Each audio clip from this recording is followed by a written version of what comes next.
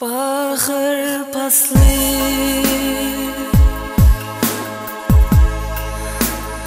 güller açılıyor, akbal bizi düşürmemka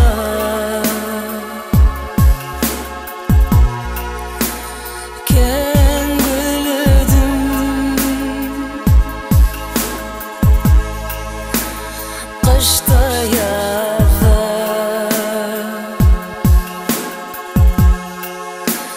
yürekten süyen diyecektim sana, yüreğim verdim sana,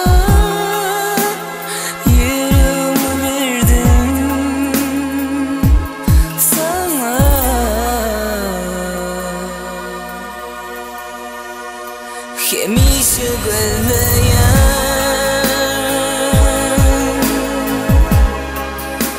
sevini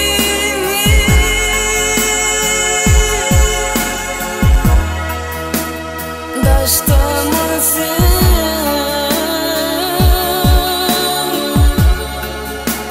ya yakınma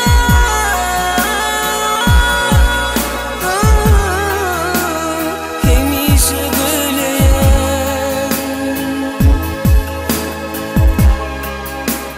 sevini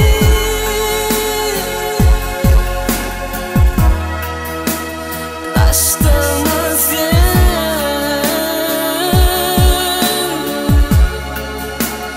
ya yakınma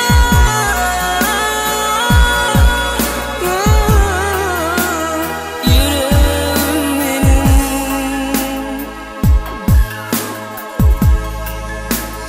diyersin ki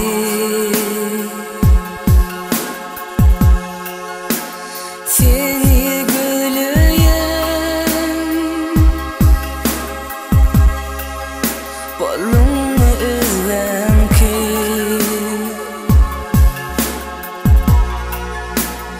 aşık gönlüm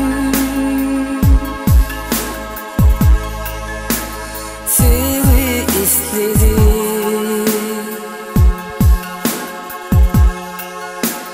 Tüm sevgimi hiç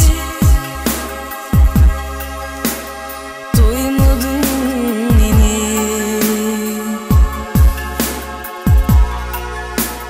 ken güledim seni, ken güledim seni.